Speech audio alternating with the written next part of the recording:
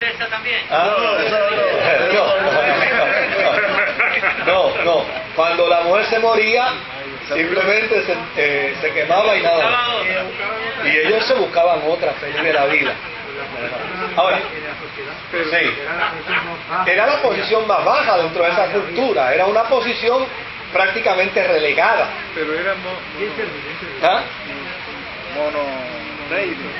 monoteísta. Bueno, hubo prácticas de monoteísmo en la India, pero con el budismo ya esa práctica empezó a desvirtuarse posteriormente. Ahora, fíjense qué interesante, la primera vez que Carey vio un rito sati, él lo protestó. Y cuando lo protestó, la mujer, que todavía no la habían puesto sobre la pira, empezó a burlarse de Carey. Y empezó a bailarle a Carey al frente, como que dice, voy a hacer la danza de este sacrificio.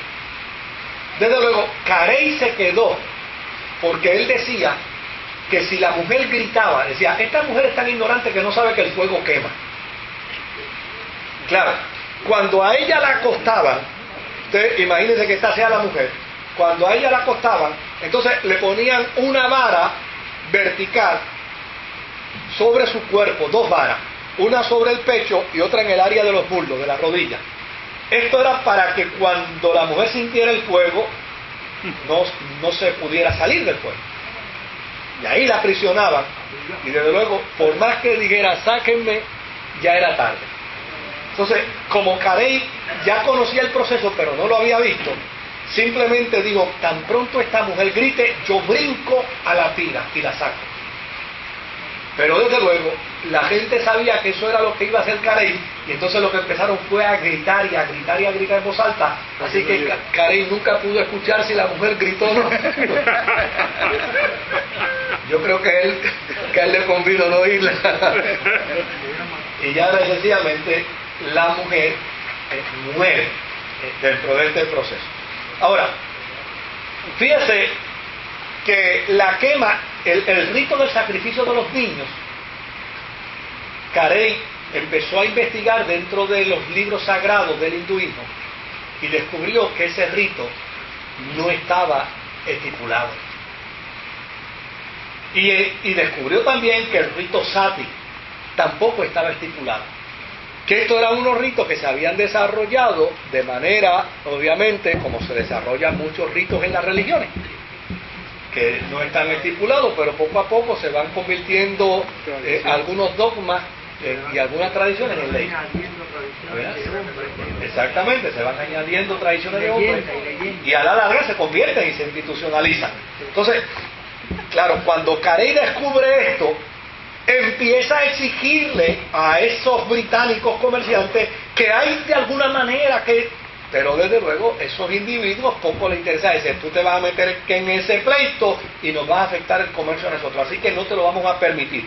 Claro, pero cuando llegó la corona británica y tomó el control, entonces ahí Carey aprovechó para pedirle a Inglaterra que estableciera un edicto, una ley, que prohibiera el sacrificio de niños y que prohibiera el rito sati, la quema de la viuda.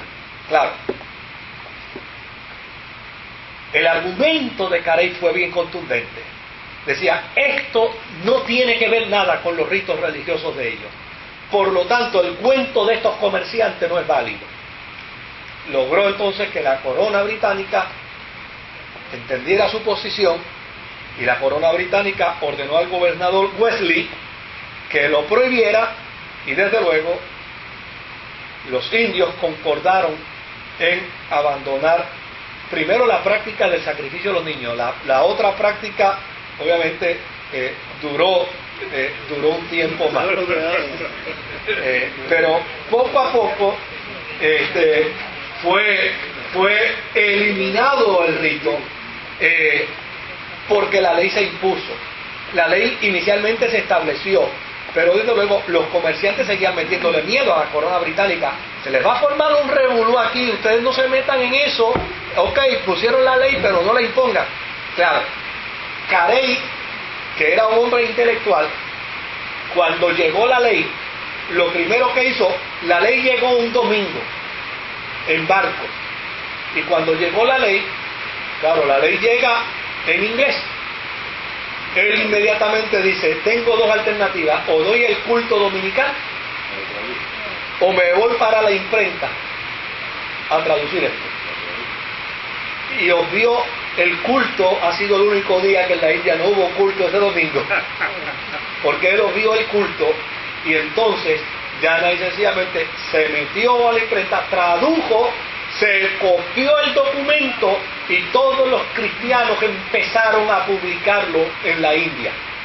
Y desde luego, como era un edicto, una ley que venía de la corona británica, y la India era colonia de la corona británica, la India no tenía otra alternativa que acatar lo que se estaba estableciendo. Claro, Carey lo hacía con un argumento muy contundente, y era que le decía a los indios, señores, ustedes están celebrando algo que no aparece en los ritos, porque una de las cosas más interesantes del budismo y del hinduismo es que la inmensa mayoría de los practicantes de ambas religiones, por lo general, se van orientados por la tradición de sus ancestros, pero no discuten, no trabajan sus documentos religiosos.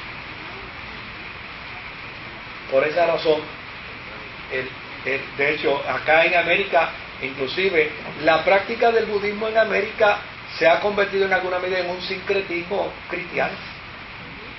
Que cuando un occidental vaya a practicar el budismo que practica aquí, a ellos les resulta extraño, porque realmente no es el budismo que se practica del todo allá. Sí, pastor, es que lo estamos viendo, sí. Y eso lo estamos también, pero es que hay veces que pensamos que según esto está diciendo, parece una varita mágica. No. No es así, porque estas culturas, tanto la hindú como la china, vamos a estar hablando de la hindú, son culturas que llevan estas tradiciones por siglos. Por lo tanto, con un edicto, tú le ibas a erradicar inmediatamente la costumbre. No. Podías, mediante la fuerza y el ejército y la fuerza policial lograr que se reprimiera, pero se continuaba realizando estos ritos en otras partes, porque clandestinamente, y había que estar en la persecución. O sea, esto se continuó, claro, estuvo una lucha, no fue una cosa fácil. Tanto como voy a coger no. Esto tardó decenas de años en poderse controlar. Obviamente el dato que siguieron quemando a las mujeres. Las mujeres lamentablemente se siguieron quemando, y muchos niños seguían siendo sacrificados en el Ganges, pero la ley estaba, y obviamente la aportación de Carey es el hecho de que finalmente logra imponerse esta postura y esta posición, pero no, claro, el resumen puede dar, como tú señalas, puede dar la impresión que fue de un día para otro, pero no, esto igualmente jamás impensable. Estamos hablando de unas cosas que se vendían atroces, pero déjeme decirte, los hebreos no eran mejores. Los hebreos no eran mejores con las mujeres, ni eran mejores en estas situaciones. Las mujeres en el tiempo de los hebreos, en el tiempo real, primitiva, no podían ir a testificar a un juicio. Nada, o sea, no se le consideraba ni siquiera igual que un asno. No, pero si a un judío se le daba licencia para llorar el día que le nacía una hija, y la oración de un judío por la mañana era decir, gracias te doy Dios, porque no me hiciste ni gentil ni me hiciste mujer. O sea, eso era, es que obviamente son procesos de carácter oriental, y estos procesos han ido cambiando, y gracias al Señor, pero todavía pueden ser observados en muchas regiones orientales. O sea, por ejemplo, usted ve en la India al día de hoy, la mujer está todavía subyugada al hombre. Cuando sucedió la guerra de de Kuwait fue bien gracioso, porque prácticamente, claro, Estados Unidos intervino en favor de Kuwait contra Irán, pero todos los hombres se fueron a la guerra, y cuando todos los hombres se fueron a la guerra hubo un gran problema. Las mujeres tenían que llevar a los niños a los colegios y tenían que llevar a los niños a la escuela, pero las mujeres no pueden guiar. Por lo tanto, se organizaron las mujeres en Kuwait y pidieron un permiso provisional para que se les permitiera conducir. Y desde luego se les mandó a que fueran a los centros, a unos centros, a recibir el permiso, y cuando ellas llegaron allí las arrestaron y las metieron en la cárcel. Simplemente porque se les ocurrió pedir permiso para conducir. O sea, claro, todavía este tipo de experiencias existen en muchos países orientales y occidentales, así que no se asomen allá porque van a tener serios problemas. Ahora, ¿cómo era ese sacrificio de los niños? Bueno, el sacrificio de los niños en el río Ganges, no olviden que el río Ganges está dedicado a las divinidades, y allí es donde se entiende y se cree que se desarrolla, ese es el centro de la religiosidad hinduista. Entonces, el sacrificio podía ser mediante ahogamiento, como ellos quisieran escogerlo. Lo importante era que el niño se quedaba allí dentro. En ocasiones era que se dejaba, el niño se dejaba, la criatura se dejaba allí, como una ofrenda. ¡Pap! Déjala allí. No había que hacer nada más. O sea, era lo que se le ocurriera al individuo dentro de ese acto cultural sacrificial. Ahora, vamos a volver aquí, porque todavía queda un largo trecho que yo creo que hoy no lo vamos a cubrir. Yo tuve que dividir este capítulo en dos porque es muy condensado, y desde luego pues de alguna manera queremos hacerlo entendible. Luego de Carey, el más notable misionero en la India fue Alexander Duff. Este creía en la evangelización a través de la educación, tal como Carey y tal como los que le antecedieron. Y desde luego, gracias a ello, mediante la tecnología occidental, empezó a entenderse que era un buen vehículo para disipar muchas de las costumbres antiguas de la religión india. Y hoy, anótelo por ahí para que no se lo olvide, hoy, al día de hoy, este concepto de Alexander Duff dio un resultado extraordinario, porque en la India no todos, de hecho, todos pueden decir que son hinduistas, pero no todos practican el hinduismo.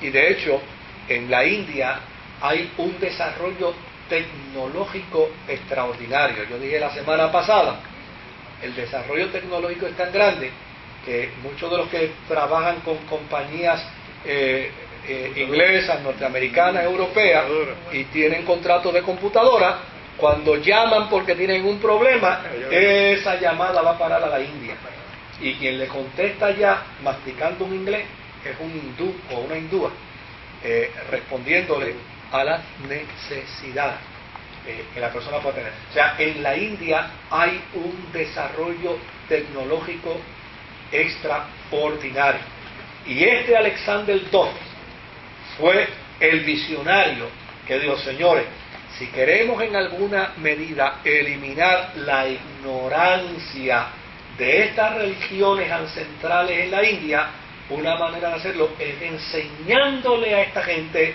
la tecnología occidental. ¿Dos? ¿Inglés? Inglés también. Así que cuando India logró su independencia, el impacto misionero fue tan fuerte que aún los dirigentes iniciales después de la independencia de la India eran cristianos, y quien no era cristiano había sido impactado por algún maestro cristiano. Eso da a demostrar que en el siglo XIX la fuerza cristiana, tanto protestante como católica, en la India era bien fuerte. Claro, el protestantismo se llevó por mucho